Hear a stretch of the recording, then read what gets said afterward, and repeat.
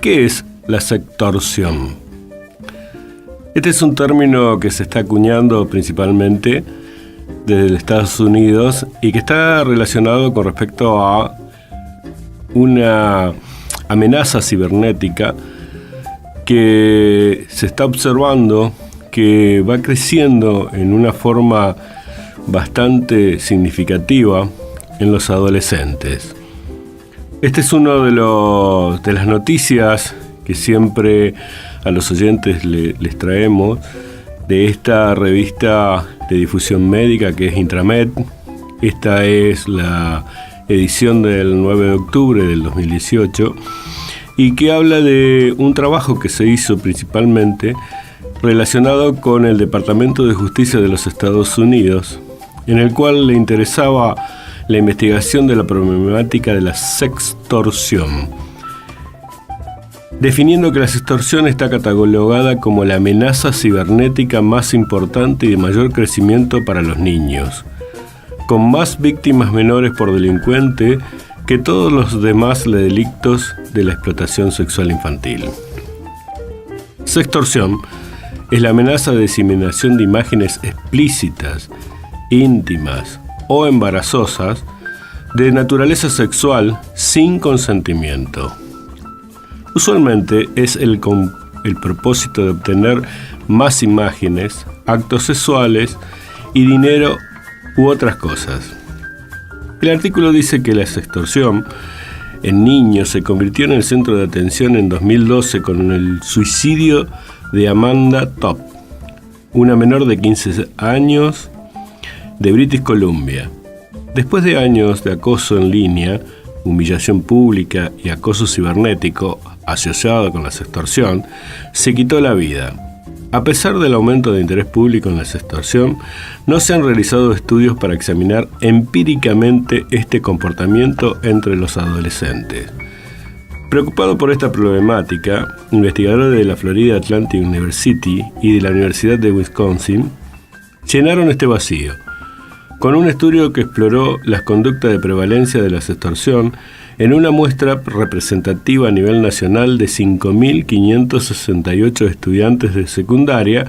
y preparatoria en los Estados Unidos entre las edades de los 12 a los 17 años. Los resultados de los estudios que acababan de publicarse en la revista Sexual Abuse revelan que el 5% de estos jóvenes habían sido objeto de sextorsión y el 3% admitió que se lo habían hecho a otros. Si bien estos porcentajes no parecen altos, constituyen una proporción significativa cuando se exploran a una población de adolescentes principalmente en los Estados Unidos, en los cuales los varones fueron significativamente más propensos que las mujeres a haber participado en la sextorsión como víctima y como delincuente. El trabajo refiere una situación donde resumen que el hallazgo en que los hombres son más propensos a ser víctimas de sextorsión fue algo sorprendente, dado que la mayor atención se ha centrado en las mujeres víctimas. Especialmente esto refiere,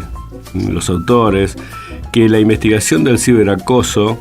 es un tema que tiene que ser una problemática que debe seguir siendo estudiada porque realmente está cada vez más en expansión. También encontramos una conexión entre la ofensa y la victimización, y es más probable que los involucrados en un rol también estén involucrados en otros. Es decir, que no solamente sean víctimas, sino que también sean ellos autores de victimización sobre otros individuos.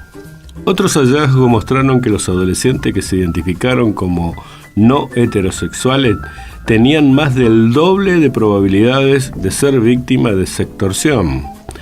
Este hallazgo es coherente con otras formas de abuso en línea, como el ciberacoso y la violencia por citas electrónicas, que, según los investigadores, es más común entre quienes no se identifican como heterosexuales. Los investigadores no encontraron diferencia por raza ni por edad, aunque en general los de 15 años tenían más probabilidad de participar en comparación con otros grupos. El estudio también encontró que la mayoría de las experiencias de sextorsión ocurrieron dentro del contexto de una amistad existente, sea esta romántica o de otro tipo.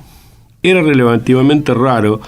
que la persona objetivo de alguien no fuera bien conocida por el objeto. Es decir, siempre se demostró en el trabajo que había un vínculo o una relación,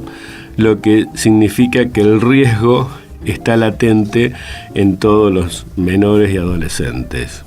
Lo más notable es que el 24.8% de los hombres y el 26.1% de las mujeres que fueron sometidas a un delito sexual dijeron que el agresor publicó su imagen sexual en línea, mientras que el 25.5% de las víctimas masculinas y el 29.6% de las víctimas dijeron que el delincuente envió la imagen sexual de ellos a otra persona sin su permiso.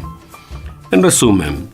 las amenazas que se hicieron finalmente se llevaron a cabo de alguna manera y algunos de estos casos podrían ser más precisamente caracterizados como pornografía de venganza. Otro comportamiento que involucra la distribución no autorizada de imágenes explícitas. La pornografía de venganza es menos conocida coloquialmente como pornografía no consentida. Sin embargo, la diferencia principal entre el porno de venganza tiende a ser pública, mientras que la sextorsión suele ser privada, a menos que las amenazas se lleven a cabo en última instancia. Es decir, para aclararle a los oyentes, pornografía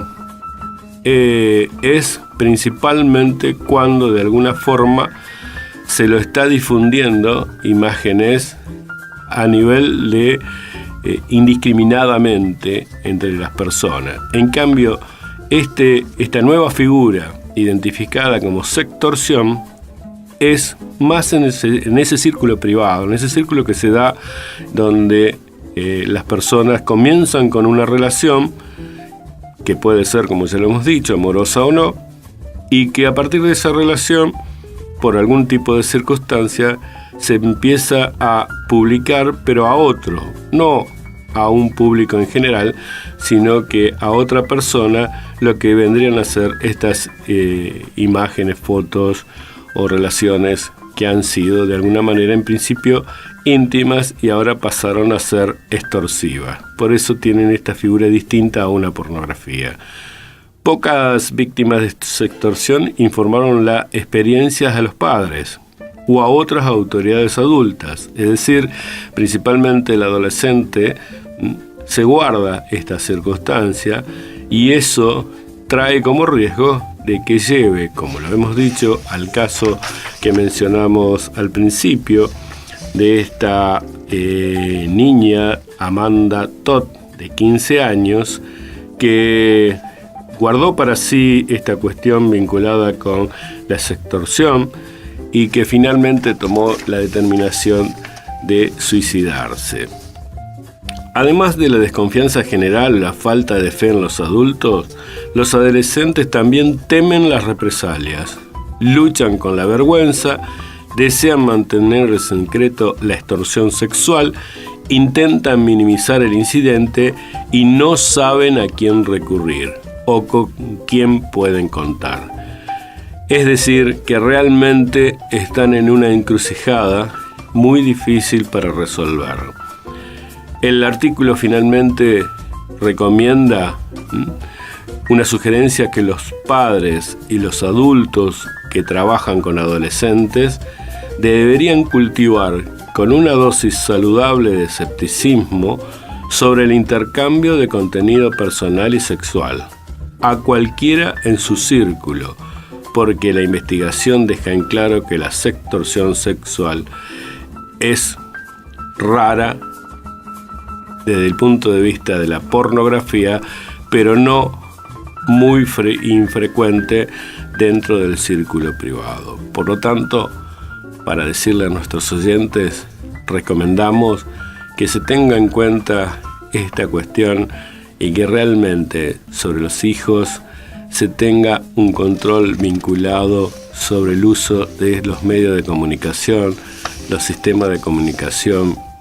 principalmente han crecido exponencialmente en los últimos tiempos, y realmente, si bien es algo que a la humanidad le ha generado un mejoramiento de la calidad de vida, los pone a ciertas personas, a ciertos grupos sectarios, en este caso los adolescentes, a ser vulnerables a este tipo de delito que recibe esta denominación de sextorsión.